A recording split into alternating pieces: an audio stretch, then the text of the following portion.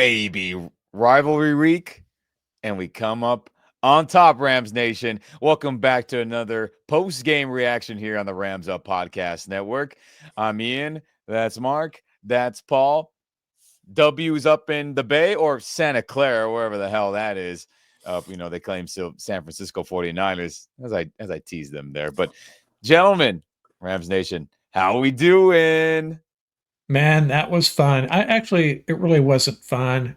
It was quite a Yeah. ordeal watching that, as it always is with the 49ers, but this one had a very different personality to the game. You could say not a typical Ram 49er game. And man, it was as my son texted me, after these games, he said he feels like he just got done playing 3 hours of football, just watching these two teams play. But man, what a big win!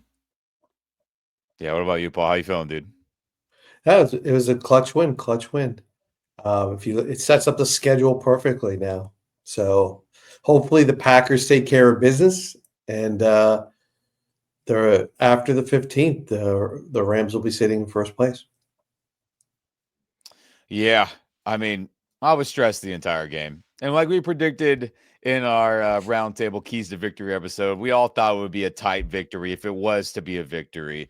And it ended up being that way. But we didn't think it would be this tight or this sloppy on offense as, my goodness, gentlemen, if we look at it here, all the scoring that happened in each quarter. So let's just start from there. How about that first half? We'll just lump it together because the 49ers and Rams only put up 3 points. Insane. After many professional NFL analysts on all the different networks were all proclaiming that they were expecting to shoot out, which is very possible if the weather wasn't so damn bad for that first half. So we'll start with the first half. I'll start with you, Mark, on your thoughts about that first half and how it was going, adding to your not so fun experience. What do you think, dude? How that went? Well, I tell you, I compare it to last week. Last week, I do my, I go through the play-by-play and I take note of all the significant plays, the impactful plays, and there weren't any. There weren't any in the first half, or hardly at all. Compared to last week, man, it was crazy. But I have to say, I made 3 predictions about this game, and it just shows you how much I know. I thought the first team to 30 would win this game. And I thought the weather would not be a factor, reading the AccuWeather reports going in. And I made that prediction. Jared Verse and George Kittle would get into it. And Jared Verse had another quiet game, at least on the surface. We'll have to look at the film to see what really happened there. But yeah, it was just a weird game. The two brilliant offensive minds staring at each other, different sidelines here, and 6 points. Yeah, kind of strange. Yeah. Insane. What about you, Paul, watching that in the first half? Yeah, you can't mess with Mother Nature, right? Mother Nature has her own agenda. So as soon as, like I said to you, as soon as when we turned it on and it started raining, I was like, oh boy, here we go. You knew that was, once the rain started, it was going to just put a damper on everything. Yeah. But I think the one frustrating thing for the Ram fans, I mean, I don't want to speak for all Ram fans. I will just speak for myself. Is why are you trying to throw the ball into the rain? I was like, all right. I think the silver lining here is Kyren and Blake Corum are going to get a ton of touches tonight, right? And then just trying to force it in the rain. And the Rams are really lucky they dropped those INTs because that could have ended really ugly. Yeah, we're looking. If anyone who was paying attention, and maybe you caught this or not, or when you rewatched the game, Rams Nation, Hufanga had a black club on because his wrist and hand still injured, so it was just one giant ball of tape. If he had 2 functional hands, I mean, he intercepts that one that hit him in the chest, I believe, sincerely. So, we're lucky. I agree. But Kyren, I mean, I know they gave out the game balls, but Kyren, he deserved. I mean, he was a machine tonight. If there are any doubters, watch this game, man. Kyren was working it tonight, man. He was hammering them. Yeah, I want to ask you a question on that. Is that, Dre Greenlaw went out of the game. And then I don't know if you heard about Devondre Campbell. basically resigned from the team before the game and left in the third quarter, I think. No way. Yeah, and he's Did he their pull backup.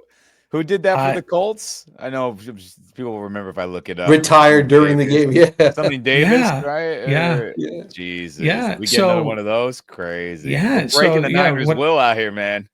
yeah, so and I don't know if that correlates, aligns with, Kyren was certainly more productive in the second half. There was a Well, point where he started to chew up 5, 6, 7 yards instead of 2 and 3. And yeah. I'm wondering, I don't know, but it may have had something to do with Greenlaw coming up, because Greenlaw was playing really well. And I don't Yeah. know who they put in. Basically, they must have had a third string linebacker out there. I'm not sure who, but yeah, that. And I was talking to Paul earlier before we recorded about the some strange cultural things going on that 49er sideline and clubhouse that aren't good. And Yeah. this situation with their linebackers, really unheard of, kind of crazy, and a must-win game for them. And their linebacker checks out. Yeah. And I think to your point of culture, shout out to the Rams for having no chill. We are not chill guys over here. And put that boombox in the trash bin. I know Paul was tired of seeing that in the roundtable episode where we talked about that. So respect to the Rams admin for realizing all the things that we all like to joke and talk crap about, and then officially being like, yeah, let's put that stupid boom box that they like to run out. That's only a Deebo Samuel thing, by the way, it feels like, or a Trent Williams thing. It's only them two ever really dancing to it. It's not like the whole team's, vibing out. So I'm glad that's over with. Culture, probably not great. People were quitting. Deebo's bitching and complaining every week about something. He's dropping passes, couldn't make an impact. I'm glad Sean McVay's our coach. And if one thing out of all my critiques, real quick, about McVay and everything else, he is a great culture builder. And what does culture mean? It's formulating a way of doing things and way of lifestyle with a certain group of people. And McVay's culture is fantastic. People believe in him. And despite all his offense stuff that pisses me off and pisses us off on a day-to-day, game-to-game basis, whether it's good or bad or great, we can never put that into question. Like we're joking about with the 49ers right now, right, gentlemen? So that's fun. But you know what? Let's talk about some other things real quick about Kyren, about Kobe. But we'll start with Kyren real quick. Shout out to Rams PR on X, formerly known as Twitter. This is running back Kyren Williams rushed for at least 60 yards in his 12th consecutive game, passing Hall of Famer Eric Dickerson with 11 games for the longest streak in franchise history. I mean, every time we play a game, it seems like him, Nakua, our young pass rushers, they're just breaking Rams records every single week. So this year is really turning out to be special. It seems like, I know early struggles sucked, but when guys are breaking team records, passing up Hall of Famers, I mean, fan-freaking-tastic. So Kyren Williams absolutely balled out. 29 carries, I believe, is correct with this game. So, gentlemen, talk real quick with me. How you feel about running back one, should be an all-pro, and his contributions over the last 2 weeks, but especially this game where we needed him to lead us, run us to victory. We'll start with you, Paul. Take it away, Paul. You're the lover of the run game here. I love it. Read it right there, baby. Keep on running the rock, baby. Yeah. 31 touches, 112. 31 touches, 112. So, and also 3 times picked up the blitz and just once again, just like we talked about last week, just stoned the defender. And one play in particular just stood out to me. If it defines Kyren this season, he picks up the blitz, stones the defender, then goes out and catches a pass. That's just bananas. That was Leonard Floyd, I believe. Yeah, just absolutely bananas, dude. Unbelievable. So you don't even argue like how many yards he caught, how long, in terms of the pass. But at that point, you're just like, dude, this guy's a beast. And you just like, going back to the other thing we were talking about the other day, how people are complaining about the big runs and this and that. And I totally understand where they're coming from, but he's the engine that drives the machine, man. Yeah. He's just He's just getting them yards and just keeps the chains moving, and he gets the tough yards in crunch time. That's the key. The reason the Rams only had 12 points is because they didn't run the rock in the red zone. Well, we thought McVay had moved past that. Well, doesn't a read option count? Yeah, it almost got Stafford. That was insane, by the way. And I understand real quick. I'll just be quick on this. I understand the thought process of trying to catch the defense, on their toes, on their heels, whatever the phrase is, surprise them. Not with the oldest starting quarterback other than Aaron Rodgers. Don't do it with him. And I appreciate Stafford's mobility in this game. I mean, he really got us out of some really bad spots with him ducking under defenders and scrambling around. But with the season this close to the playoff tournament, I mean, can we stop Stafford getting unnecessarily hit, right? Unless can we take that page of the playbook, just take it out, put it in the shredder. But the funny thing is, playoff games, okay. But I mean, you could say this is like a unofficial playoff game, but like we still got 4 more at least. Not everything's on the line yet, Sean. But whatever, he's okay. He survived. He'll probably be super sore tomorrow. But I agree. Just give it to Kyren, give it to Blake. Let them bulldoze it instead of risking your 36-year-old quarterback, who we need to have any chance of winning the West, right? Yeah, Kyren's a machine. Inside the 10, Kyren's a machine, man. It's in. Give it to him, and it's in, man. I agree. Yeah, I agree.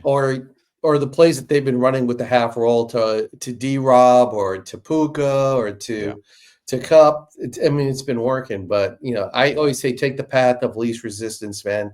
And that's the ground game.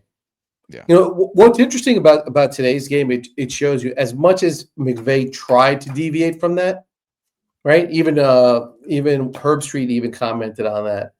He said as much as he tried to deviate from them, he had to go back to it.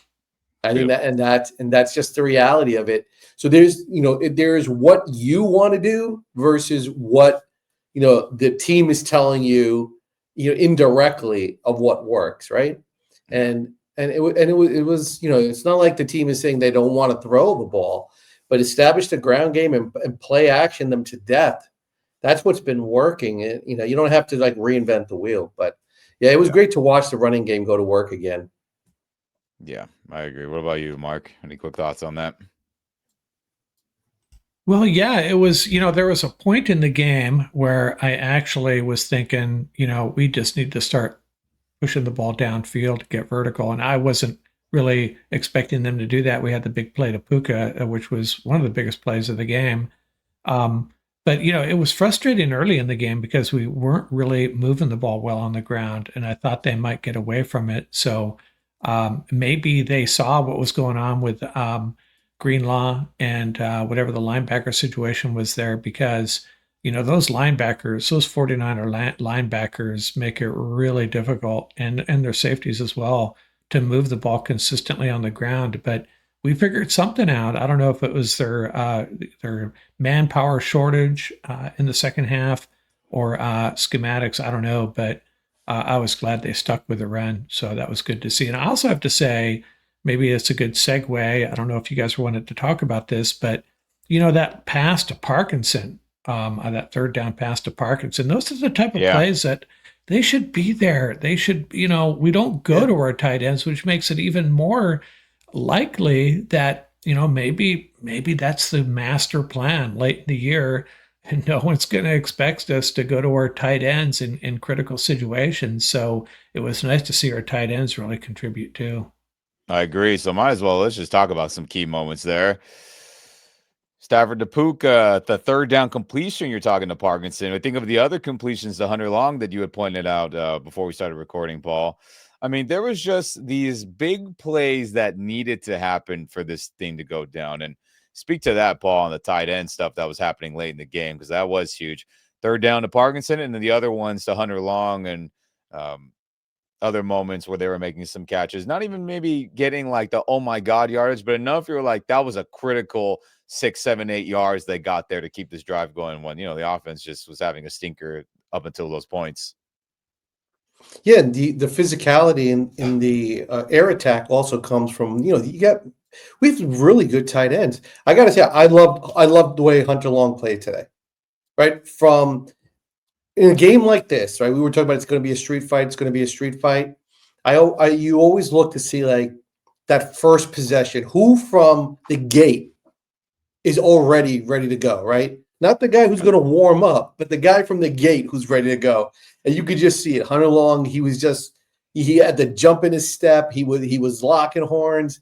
But yeah, so Hunter, by my count, Hunter Long and Parkinson caught 2 passes each. So that's 4 passes for the tight ends.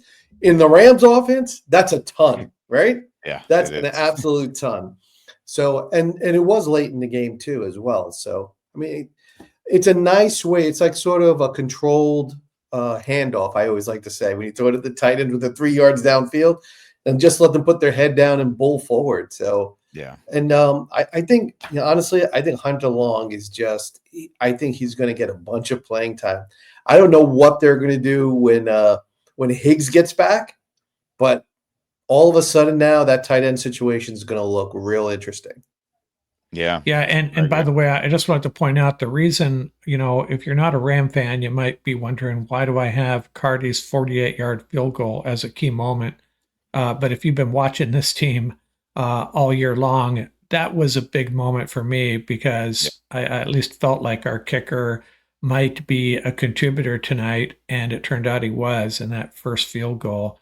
I was nervous on all 4 field goals, but I think I got less nervous on each ensuing kick. He looked pretty solid.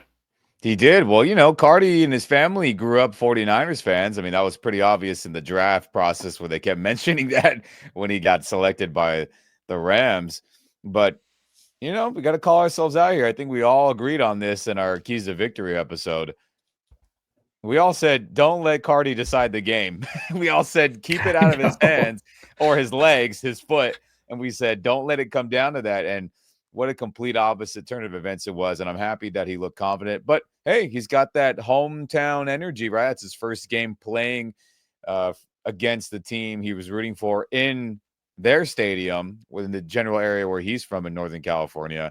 So, he showed up today and it was clutch. We needed every point of those to stay alive. If any missed kick, any bad snap, any bad hold went down, I mean, we might go to overtime and lose it. Who knows what the hell happened? So I tip my imaginary cap to him and say, please keep this momentum going, young Karty, as we need you to make more kicks for us to win the West and get in the playoff tournament. Right, Paul? Yeah. And let's qualify our statements. It's okay when Karty's kicking from the 12-yard line. It's a big difference. Yeah. No, it's true. Keep kicking it from the 12-yard line. We have faith in you then. Yeah. But, woo, shout out to him. He showed up this game for sure. But speaking of that, we talked about the INT. Stafford didn't have it early. Offense, rain, crappy.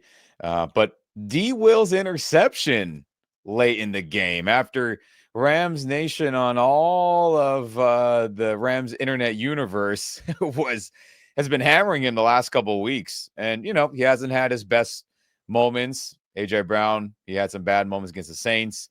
You can say Buffalo, the entire defense just didn't play well in general against the Buffalo Bills. But let me get your thoughts on this, Mark, as him, and I'm going to throw in Ahkello Witherspoon, their play overall this night. The entire secondary, you can lump them all together, but specifically D. Will and Ahkello with a little bit of the secondary as a whole. Give me your thoughts on that group, Mark, tonight. Well, my first take on it is, D. Will's been taking some heat on social media. Yeah. People talking about he's being targeted. I think we've even said that teams are maybe targeting him.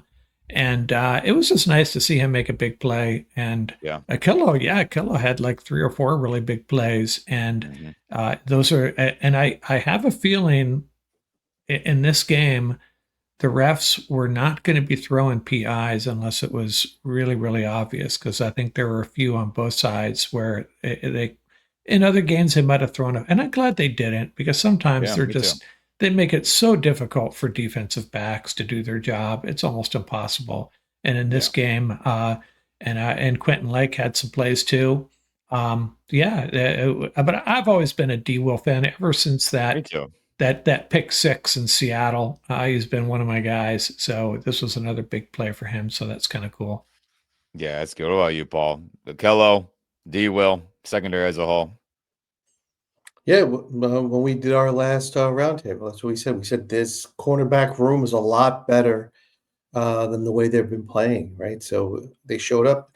Kelly Witherspoon showed up huge, huge. I have him 4 passes defended. I mean, that was clutch. And then, D Will being D Will. And when D Will can generate those takeaways, it's all that matters, right? But, and Lake had a phenomenal game. He was back to his old self, right? He was jumping down in the slot, tracking people all over the field, forcing them to the sideline. It was making plays. You have to love it. Even Curl got it started mixing it up back there too. Yeah. So it was a great game. It was a great game. It was a hard fought game. It was a sloppy game because of the weather. But once again, this is a great lesson for the Rams, learning how to win ugly. This is not the first time they've done it this season. This is learning how to win ugly. So I'm really, really excited about the prospects moving forward. So yeah, hey, worth noting as far as the secondary goes, you remember that first matchup, Juwan Jennings, 175 yards and 3 TDs tonight. 2 catches for 31 yards. So we did something right with regards to Jennings. Yeah, finally, we have a defensive performance where not everyone's having a career day. That's nice. Yeah, that's nice. And speaking of stats and all that other fun stuff, let's just jump into some of this stuff. So Stafford, 16 to 27, 160 yards, not great. He talked about in his post-game presser with the Rams and our staff. TNF Prime, their post-game show. The football was hard to grip majority of that first half, and which led to a lot of his passes just looking like shit. That's really it. So second half, much better, throwing it underneath, a little more accurate, and that's where we get those completions up. Talk about Williams, 29 carries, 108 yards, 3.7. As the rain, everyone leaning towards stopping the run made it tough, but he balled out. He did what needed to be done. Stafford's 4 rushes. We joked about that earlier and how that was kind of like, oh, on the read option, but he had some clutch, scrambles, and obviously that big first down run that he had where he lowered his shoulder and got smacked around, but it was okay. Nakua, silent 97 yards, it feels like. Obviously 51 of those coming on that bomb on the post route, where Tre'Davious Ward let it go for a split second. We, made them pay on that. Long and Parkinson, we talked about 4 for 38. That's fun. Karty, 4 for 4. And then Kobe Turner, shout out to his clutch pressure and the whole D-line as a whole, but 2 sacks. And speaking of all that, shout out to Rams PR on X, formerly known as Twitter, putting out some more fun stats for us. Defensive end, Kobe Turner, I know he's a D-tackle, but recorded the 4th multi-sack game of his career, tying Sean Gilbert in 1992-1993 for the most such games in a player's first 2 seasons in franchise history. These young Rams keep breaking records, and this year is coming out really special, ain't it, gentlemen? But tell me real quick, Paul, your thoughts on Kobe Turner and his good play after his goo performance on the Masked Singer. He's just riding that high, ain't he? So yeah, Kobe Turner all season, he's been the guy whose job it's been to take up that spot, draw the double teams, play the run. He's been doing it all year, getting very little recognition. But if you watch the game, game in, game out, he is the guy on the bottom of the pile. He is the guy drawing the double team. He is the guy working through the mess to make to force the running back into the designated lane, whatever it may be. So talk about unsung hero, excuse the pun, right? But absolutely, I mean, he's really stepping up as the captain of the defense. You can really see he took that responsibility on his shoulders, and today was really that type of game. Today was a black and blue type of game, and and he had his probably arguably one of his best games of the year. And that's what you expect from a leader. And against the run too, we held them to 63 yards rushing, and I would not have expected that, not after the Saquon Barkley debacle, right? So no kidding. And We held Garendo, who's a speedster. Like, if he had a seam, he's capable of outrunning all our guys in our defense, truthfully. And we held him in check. But I think you say a black and blue game. I mean, Kobe likes the black and blue gloves he wears every game, Rams Nation. So he was ready to go with that. I was thinking of that. I was like, I think he wears the mismatch colored gloves, which is cool. But man, oh man, shout out to Kobe Turner. Shout out to this defense as a whole. Well, let's pull up some final stats here. We can really get the full tale of the game. So Rams, I'll get, time of possession, by at least 10 minutes or more. 35 minutes to the 49ers, 24. Huge. First downs, only by a couple, 14-11, but that was kind of skewed with the Rams just wetting the bed that whole first quarter and first half. Total yards, Rams at 302 compared to the 191 of the Niners. Fantastic. That's a great stat right there, outgaining them by 100 plus. Passing, very similar. Obviously, we talked about how everyone's dropping passes. No one can grip the football good. So 160 versus Purdy's 142. But that rushing, 142 to 63. Who controlled the line of scrimmage the best was going to win this game? And the Rams did that. Eventually, they got to it, to smacking the football up the gut, and we're stopping Garendo and any other Purdy scramble, right? He did not kill us running around. They rallied to him. He didn't get those yardage, which seems to have killed this Rams defense majority of the season with the quarterback scrambling for first downs. None of that happened. They did a great job, which leads to that 63 yards of rushing. But yards per rush, very similar, 3.7 to 3.3. But the sacks, Rams had 3. Stafford was kept clean, and then we had that one turnover. So, in every important stat that football head coaches really hammer on, we won in all of them. Right, Paul? Yep, the turnover differential. You know who's really under the radar but has made a huge impact on this defense since he was inserted to the starting lineup? Omar. Yeah. Omar, you could just see it's just been infectious. It doesn't surprise me that Boom's play just really elevated since they were paired together. And you see them, they're flying to the football in the run game now. Very, very different than early part of the season, right? Where they were about like 8 yards off the ball, and guards and tackles were getting to them. Very, very different. Now they are flying to the football, and that's made a huge difference. And in a game like this, defending the run is absolutely crucial. So shout out to both of them. Boom and Spates brought it tonight. It was nice to see. Yeah, it was nice to see. What about you, Mark? Any of the stats jump out to you that we highlighted earlier? No, nothing that we haven't already talked about. We obviously started moving the ball on the ground in the second half. Hey, one thing I wanted to talk about that maybe some people missed, but I loved what the Rams did at the end there. The 49ers are lining up for that Hail Mary, apparent Hail Mary. Oh, yeah. And we had one guy down on the line, right? And then they called a timeout. We come back out there and we send that. I don't know if we sent the house, but we sent a bunch of guys. I love that. And we get the sack. That was great.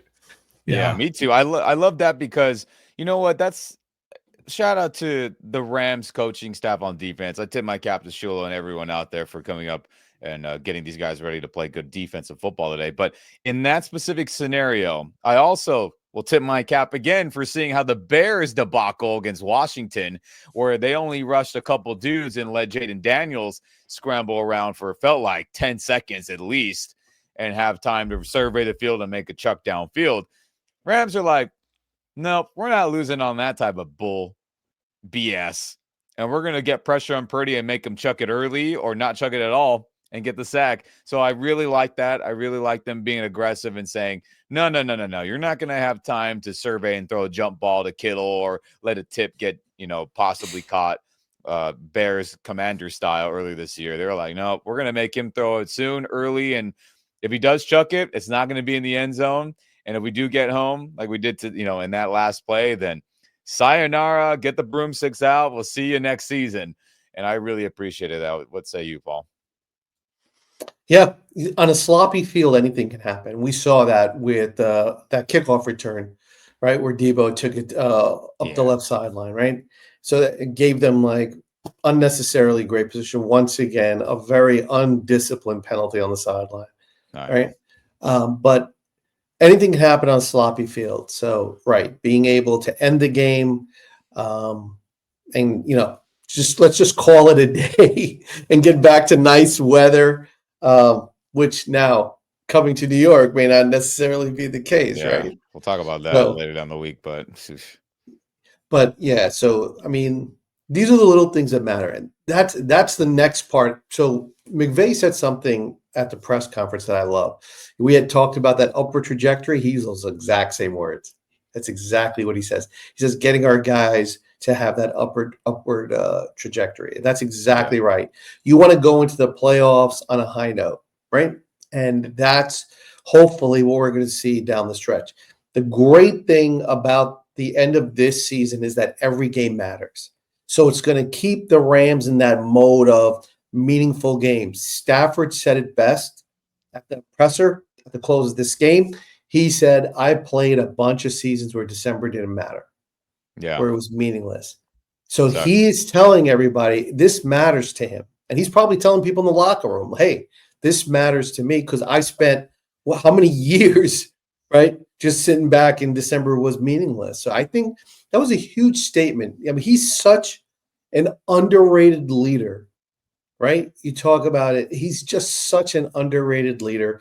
And he's one of those guys that if you listen to him carefully, he knows how to say things right in such a way that you really got to like be in tune with like sort of the vibe of, the team. And like Mark was saying, like the culture, that's exactly what he's speaking to. So, this is great. So they got a, big game coming up against the Hawks. They got a big game coming up against AZ, right? Close the season out on a high note. Hopefully they get a chance to run the table now. So it's going to be great football. Ram Nation, you get to tune in till the end of the season. I think to your point, though, about Stafford, we'll show this fun thing that TNF had. Mr. December or later. Matthew Stafford since 2021, which is since he's been a Ram. His record in December or January is 16-3.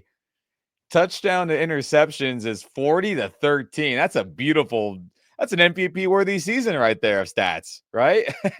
I mean, tell me, Mark, what are your thoughts on this, dude? I mean, Stafford's that guy. I'm not going to, besmirch any other opposing quarterbacks. Well, actually, maybe I am, but yeah, if you're a football team and you're in the locker room at halftime and you need to go get a win, what must it be like to look across the locker room and see this guy standing there ready to go fight in the second half to get your team to the playoffs, as opposed to any other NFC West quarterback, really, right?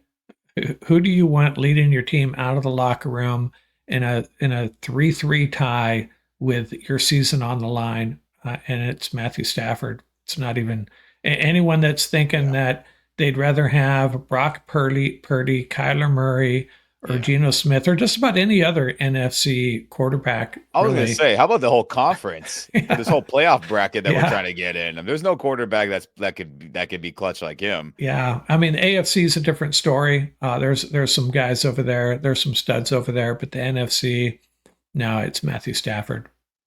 Yeah, Matthew frickin' Stafford is him, as many people like to say. But speaking of all the standings, right? Rams 8-6. 3-1 in the division. Obviously, Hawks and Cardinals got to play their games on Sunday and beyond. And there's still many, many outcomes that could possibly unfold as the next 3 weeks of games present themselves. But, 49ers, they're done. It's over. 1-4 division. They got to hope for an apocalyptic NFL ending for all these teams in the West for them to even have a chance. And some other things to go down, right? Washington choke. And there's just so much that has to happen. So they're done. We put them away. Fantastic. Cardinals, 6-7. Got to play the Patriots and Panthers. That's very unfortunate for us because, those games are very winnable for the Cardinals. But, Panthers playing a little bit better. Patriots with Drake May look more alive. So who knows? Cardinals, we never know how the hell they're going to perform. But Packers and Vikings next for the Seahawks, gentlemen, Rams Nation. That bodes very well in our favor for us to leapfrog them even before our matchup in Week 18. So, Rams Nation, gentlemen, we're in good spots here. But, Paul, what about you on these standings and where we sit in this pecking order after today's victory. That's why we called it starting blocks, right? We said it was a sprint to the end. The Rams had the inside track when you looked at the schedule. All they had to do was take care of business. And like we said, they take a look at this legitimately. It's not just fandom. It's just legitimately they could run the table and close out this. Think about that. Closing out this season at 11-6. Oh, great. I mean, unheard of a couple of weeks ago, right? Yeah. But that's just the way football is, or just sports in general. Don't give up on the season, right? Keep plugging away, and keep building, keep stacking blocks. Now look, right now they're sitting pretty. What's going to be interesting, is getting Cooper Kupp up and running, right? Getting him so that Puka's hitting on all cylinders. Now they got to get Kupp hitting on all cylinders, get that 1-2 punch going.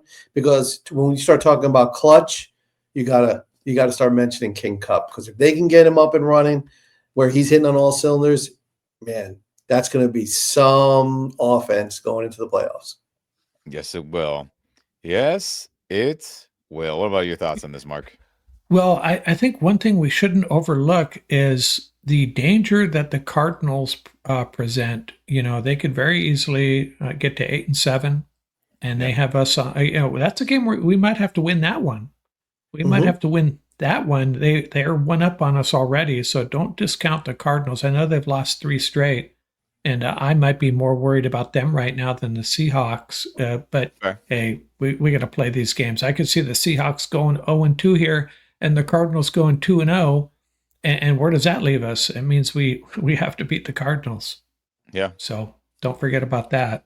Oh yeah, no doubt about it. So we're in good shape, Rams Nation. We control our own destiny, which is what you want in this time of year.